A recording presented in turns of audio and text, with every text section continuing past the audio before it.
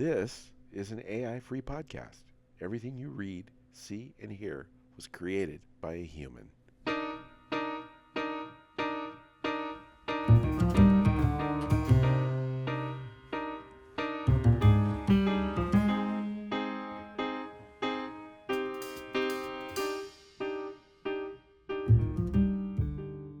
Hi, I'm Dan Votto, and I'm a comic book guy. What I'm best known for, and probably what brought you here in the first place, is my publishing company, SLG Publishing, which was once a significant player in the world of alternative comics.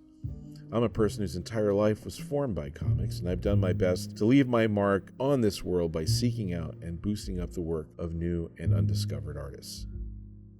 Despite working with the largely young and uninitiated, I've never considered myself to be a mentor type. In fact, I've recently been informed that I have a reputation for being something of a hothead and a hard ass.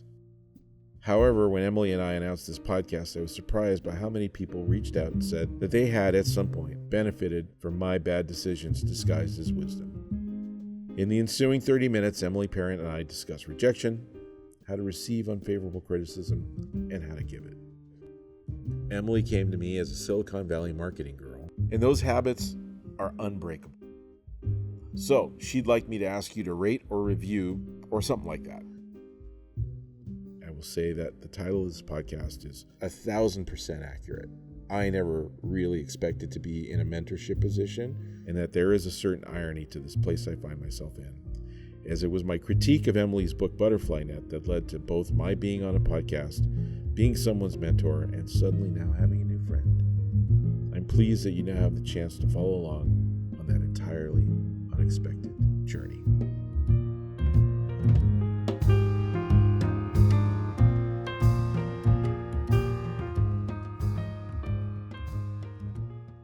The last time we spoke, I heaped a bunch of criticism upon you, which I hope was semi-kind and at least somewhat relevant.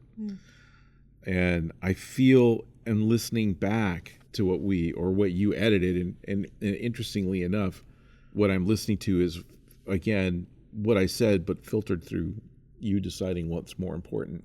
But I did get that sense that there was a journey being made on your part, that you were listening and making at least some of what I was saying part of your creative process later on in life. So last week you told me that my book lacked accountability, and that meant a lot to me because I don't typically get criticism like that, and I think people are trying to be nice, but you're the first person to give me really harsh criticism that makes me feel like you believe in my ability to do better. If everybody's just telling you this is great, keep doing what you're doing, there's no upward momentum there. There's a value to that kind of criticism, and not in the way that you think. Okay. The people who are rah-rah in your corner all the time, those folks will get you through some really dark times. Because it's like, oh, there are people who appreciate me for me, so to speak. I have that in my life, and that will, tell you that you are good. No, that's true. I'm not shitting on those people. I love those people. Yeah, and those are the people that are there for you for the most part. And I think the only reason that I can accept that criticism from you is you really only know my work more than you know me. And so I know that you are not saying you're a bad person. You were saying you are going to get better. I come from a perspective where, as the comic book publisher for that long period of time, and even still to this day, people will come to me with their portfolio of art or their project or whatever, and please critique it. Now, they're not necessarily making a pitch, right? A lot of times people are just going around like a Comic-Con. People are coming around with their portfolios and saying, please tell me what you think. Do you like this? I will do my best to give as honest a thought as I can, because I feel that that's what's going to help them be better. And in every case, I feel like they maybe did. And I actually got asked to attend Editor's Day a few times at SCAD, Savannah College of Art and Design. They have a comic book department there where you can get up to a master's degree in, I think they call it just comics and sequential art. They used to bring me in and along with other people, and I feel like I gave useful information, but in ways that maybe people weren't accustomed to hearing. Because I know when I went back the second year, there was a student that was there the first year that took it upon herself to post up in the hallway. And she told me this later. It's like, yeah, I went up to people. I was like, listen, I know you're upset right now. Just work through that and try to think about whatever it was that he said. And I'm not trying to be mean to anybody. I don't think I was mean to anybody, but people are honest. Like, you don't want to hear after you've spent 4 to 6 years at a college studying something from some guy that just walked in the day before and said, it's not happening, or I don't like this, or blah, blah, blah. And that's the way the world works, though. So you have to be able to, at some point, learn how to receive criticism, even if it's not valid. And I think you have to learn how to give it. I was in San Diego one year when Morgan Spurlock wasn't there, but he did a documentary about Comic-Con. And one of the things that they did was they followed a few artists around who were showing their work to various people. And they called, of course, all this stuff is somewhat staged. Not staged in that what you saw on the screen was honest, like in my part at least. It was like you were seeing me reacting to somebody's work for the first time and giving them an honest opinion. But they had to set it up like, this guy's going to come around and there's going to be cameras there and he's going to be there at 3 o'clock. And after that, it's between you and him. And so as they were setting up the shot, I asked the guy, his name was Chip. I asked him like how it was going. And he said he had just come from the Dark Horse booth. And one of the editors, I think it was the Dark Horse booth, but some editor had told him, you should quit now while you're ahead.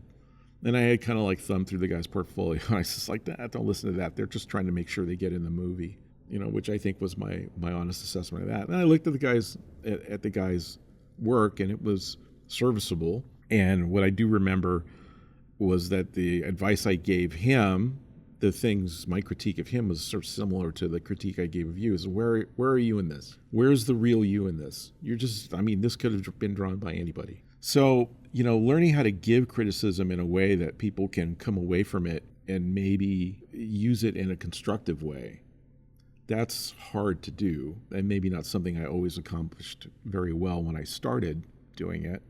But, you have to be able to suss people out and say, well, here's someone who's actually wanting to get better, as opposed to someone who's coming around and looking for positive affirmation. Tell me I'm good. I think I've been both those things to you. Probably, possibly, I don't know. That's kind of the long and short of it. Mm-hmm. You know what I mean? How do you know that it's authentic? How do you know that you're finding them there? Is there words to describe that? No. No, it's just... No, and again, it becomes sort of like, this is my interpretation. Mm-hmm. Someone walks up to you and they say, please look at my work. Yeah, you're just responding to the work. I try to chat up the person that is there, and I try to gauge their sense of engagement with me as someone who's speaking to them. I've been at Comic-Con and I've looked through people's portfolios and glance up at the artist or the team or whatever it might be, and they're checking their phones. It's like, I got an appointment here, I got to do this, I'm going to do this, I got this other thing to do. It's like, you're not fully engaging yourself with me, and yet you're expecting me to give you what? So you need someone to come to you a little terrified? No, I need someone to come and be engaged. Okay. They don't have to be terrified. They don't have to be anything. They just have to, if you walk up to me and say, what do you think of this? Like, this happened to me a lot. Someone would come to me at a party, like not even something that's at a party that's like an industry thing or whatever, but like I'd be at a Halloween party or something. It's like, oh, hey, I have some art. Would you look at this? And so I always, after a while, I started to preface it. It's like, I'd be happy to look at it, but understand something.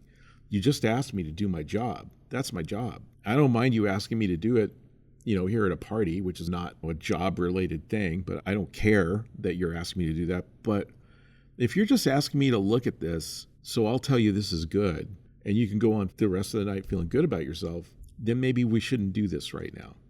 Because the chances are I might not like it, and it's going to ruin your night. And I'm not going to be mean. I'm just going to say this is not up to snuff, in my opinion, So that's kind of like an expanded version of what I would tell people. That's just sort of the whole idea of learning how to give people criticism is, giving it to them so that they can actually take it and make it part of themselves and improve, or reject it and still improve because they've decided that what you have said, that I didn't get it, that I'm the problem. On Reddit, you have a reputation of being a hard ass. Do you feel like that's accurate?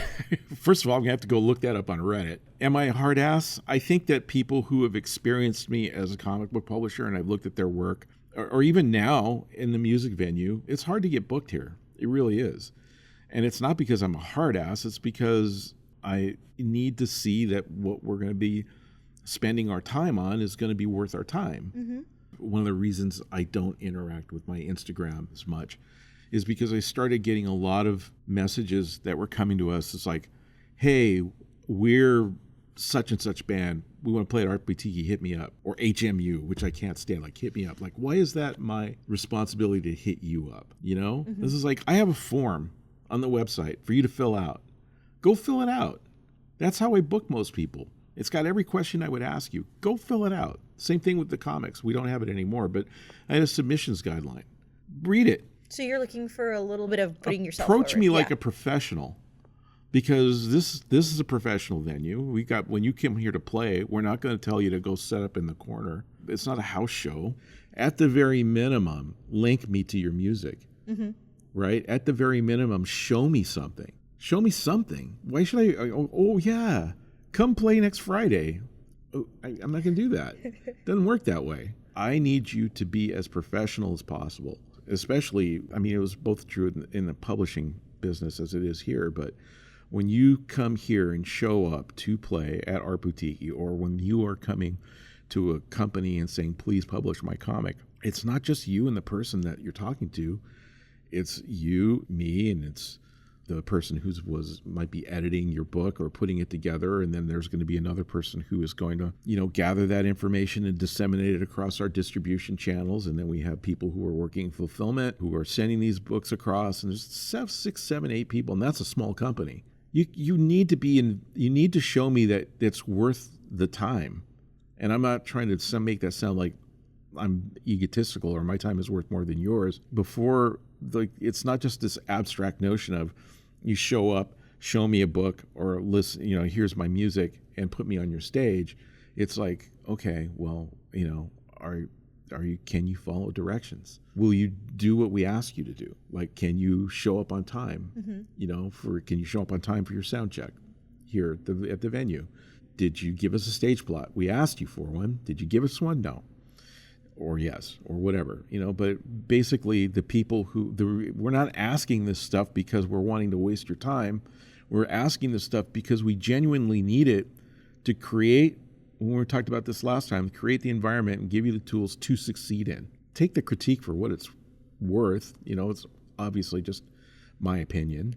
Either way, and I feel stronger about that kind of thing with comics than I do with the music, because obviously we're just trying to schedule enough things to make the place viable. Mm-hmm. Whereas people that were coming to me to publish comics, for the most part, the stuff that we were publishing was very personal work, even though it might not seem on the surface to have been, but it was definitely something that meant something to the people doing it. We tried to take that part of it very seriously and not get into a position where it's like, well, you kind of suck. But it was like, why would I waste my time if I thought you sucked, Mm-hmm. It's not lost on me that we met each other because I was very unprofessional. And I walked through your door with an iced coffee and tote bag. And I was like, that cute little store you got here. You want my book? Yeah. But I'm kind of accustomed to that here. Honestly, you're not the only person that's ever come in here and approached me like that. And honestly, the thing that set you apart was, let's chat about this, is what I think. I was like, come over here, or whatever it was I said. And it's like, I was doing poorly, and you were not impressed. And I stopped, and I said, I'm not good at this. How can I do this better? And I think that was when your demeanor changed. That's right. Now I remember that. Yes, you're right. Because you were floundering and you were 1 foot out the door. That's right. You asked. And so is that what sets a person apart? Is that when they show an interest in getting better? The notion that I've never done this before, please help me. That I respond to reasonably well when people walk in here. Like if somebody wants to get booked here and they're acting like, how is it I've never played here before? It's like, I don't know, maybe because you've never asked, or I don't know who the fuck you are, or something like that. But one of the things about booking the music here, we've been doing here for 12 years and a couple years more in a different location. But 12 years here, and if somebody walks in here, and this is mostly maybe the older musicians, people maybe not my age, but 30s and 40s, but I hear this all the time. Oh, this place is so cool. I'd love to play here. And I'm like, oh, I'll ask them. It's like, you've never been here before? Like, oh no. I was like, why the fuck not? We've been here. You're a local musician, 12 years, and the only time you thought to come in here was to see if you could play here because somebody else told you it was cool. Like, you didn't think maybe I should come to a show and drop a couple bucks here and then like get an idea, or something like that. Like, you've never shown us any support over this entire 12-year period that we've been hosting live music. And the first time that you walked in here was to get a show. Even worse are people in bands who walk up to me and the first time that they walked in to the Art Boutique was to play at the Art Boutique. Like, it never occurred to them ever to come in here and see what was going on. Mm-hmm. So that kind of bums me out. Well, are you open to being challenged a little bit? Always. The Art Boutique, in some ways, is a little hard to find. Oh, shit. No, that's not challenge. That's the truth. So how much leeway do you give for the people who are just like, I would have come here. This is me, actually. I would have come here if I had known. Every time I walk past it, the shades are closed. And I'm like, what is this place? Fair enough. I think I feel that more from a perspective of the average customer as opposed to someone who wants to come in here and play. Mm-hmm. Right? So you just feel like there's like an entitlement when you come in here and you say, I've never been here before, but I'm going to rock your world. Yeah. Are you? I don't know. So far, all I have is a conversation. People will come in here and talk endlessly about the bands they're in and the places they play and all that kind of stuff. And I go like, where can I hear your music? This feels like a fault of the young and tenacious, right? I don't think it's just that. You hate fake it till we make it, but we're also somewhat in a fake it till you make it world. If you show up and you are forthcoming about how insecure you feel or how unsure you are, then you're projecting, don't work with me because I don't know what I want. I'm not sure. So you kind of have to put on this. You see it. Like, I come in here and when I get anxious, I put on this fake face and I become this totally different person because it's what I know to be protective. Yeah, no, I understand what you're saying, about that whole thing. I'm just saying is that, when someone comes in here and they want to play here and they can't even hand me a CD or something, how am I supposed to know who you are? We've given a lot of people an opportunity to play on the stage that maybe they weren't ready. Do shows ever flop? All the time. What do you do? Cry. Like, not flop sales-wise, but people get up there and they totally like... Oh, sure. I mean, so one of the... Yeah, poop in the bed.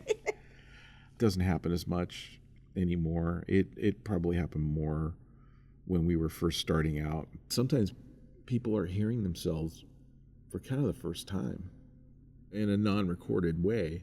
I've seen younger singers or musicians especially kind of get caught up in that. Is that what I sound like? Type of thing. Like, is that what I'm sounding like right now? How do I fix that? So what do you do anything to help them, or is that just... That's why we have a sound check. That's why it's important that bands get here on time for the sound check. A good portion of the sound check is spent making sure that they can hear themselves on stage. Mm-hmm. We have a guy on stage here will come right up to the musician during the sound check and say, okay, what do you need? What do you need? What can you hear everything okay? What do you need me to turn something up, turn something down? Blah, blah, blah, on, and adjust each and individual monitor mix so that people can hear what they need to hear. And that's important. It's important so that you can hear what you're doing clearly. Because if you're just going off the echo of what's bouncing off the back wall and coming back at you, chances are you're not hearing a true representation of what you're playing. So that's that. It seems like there's a central theme here of like, your place on this map is that you stand here and then people who are really early in their career in some way or another show up and they say, help me, or you who are so well-founded, share with me some of your foundation to help me grow. I think that the thing that you've kind of hit on that there is true for both things, both the comics publishing and now the music venue, is that the one thing that both things have in common is they're both very small. A lot of folks, more so in comics than here, but this is their first experience playing in a professional venue. Maybe you've been playing house shows and all this kind of stuff. In comics, maybe you were doing mini comics or online comics. There's a lot of people just looking for their first opportunities. especially in the comics publishing. And here it's people who can't play in a 500 capacity venue because there's no way they're going to fill it. But in here, if you have 4 people in a band and each can bring 5 people out, and then you got 3 bands on the bill, 60, 75, 100 people maybe. That's a pretty successful night here, and the chances are, if we've done our booking right, that you've played in front of some people who've never heard your music before, and you're helping create your own audience, expand your own audience, as it were. And then the same thing with comics. It's like, yeah, we have those areas of distribution in place, and we can take your comic and we can put it in front of retailers, and we can put it in front of book buyers at the bookstore chains and things like that. And what happens after that is it's going to be dependent on how people view your project. Do you take pride in that and being the person who I do. opens the door? I do, yeah. I do still. There's a lot of folks that did well after we published them elsewhere. Mm-hmm. And I'm happy to have given them that opportunity. I think it got a little irritating when editors at other companies would just come up to my booth, look around, and hire people straight out of my booth. I was like, wow, that's so not cool. Was there anything you could have done to protect against that? Or is that like when you were the first stepping stone, there's always the pain of someone stepping to a different place? Oh, that's always going to be true. Yeah. I think that there are publishers out there that when you sign a contract, you kind of committed to do your next project with them as well. I never did that. You always wanted to let people maintain their rights, right? Yes. And that was an ethical choice? Yes. Yeah, because I believed in it. I still do, because ultimately you may not come out with anything but what you put on paper, and that's yours. I firmly believe in people who do creative work to maintain their ownership of it. We talked last time about work for hire, and that's a different situation.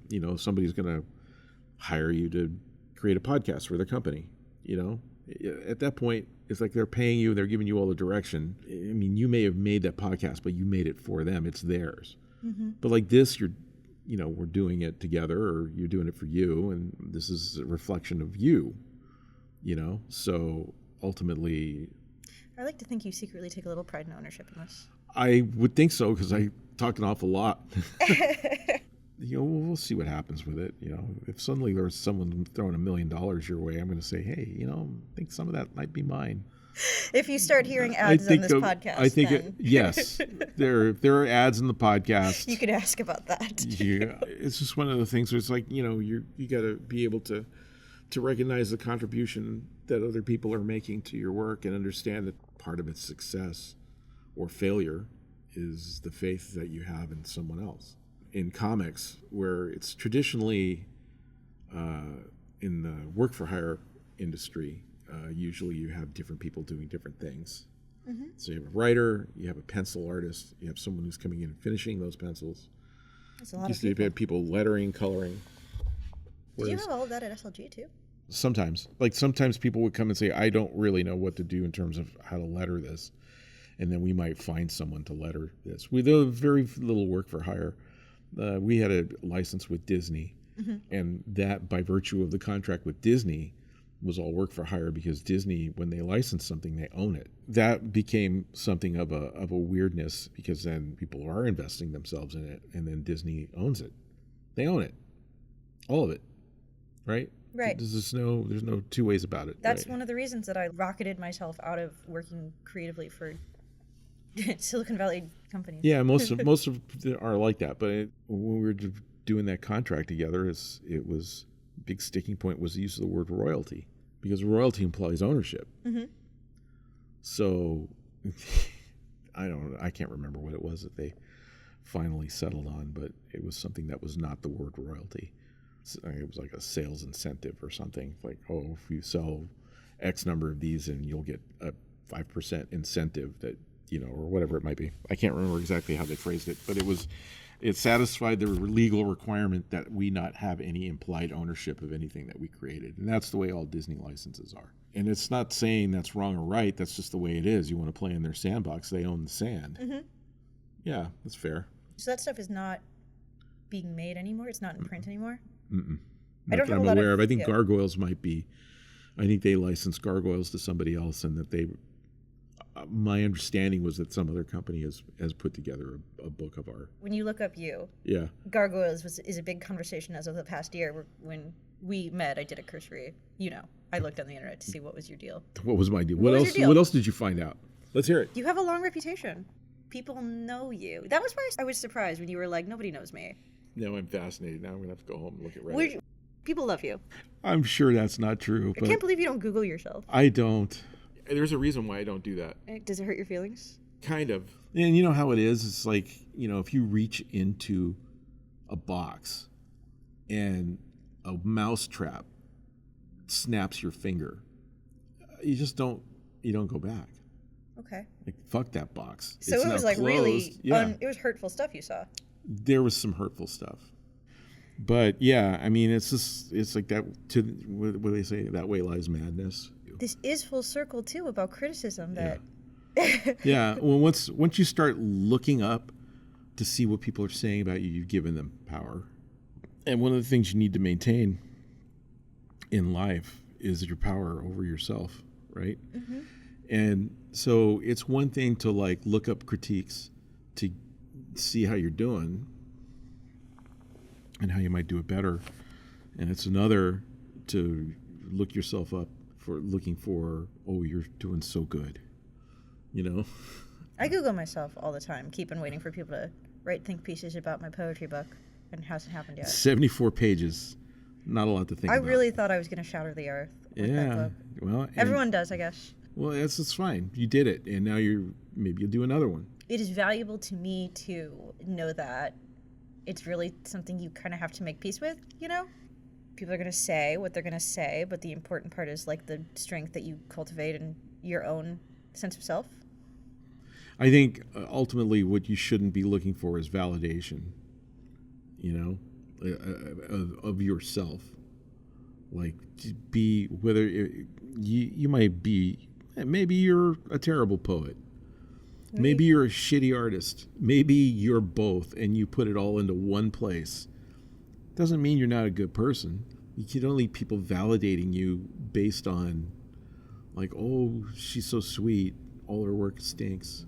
Like, you just don't need that. I'm not saying that your work stinks. I'm just saying, like, there are people out there that do that. You don't think I'm a shitty artist, do you? I know that we're just talking about how nobody needs validation. Maybe you shouldn't answer. But Dan, you're starting. Oh, okay. Yeah. I don't need anyone's validation. There you go. But for some reason, perfect. I want yours. No, you're not going to have it. Ever? Maybe not. Maybe one day when we're accepting an award for a podcast, you'll be like, you did pretty good. I don't know that will happen.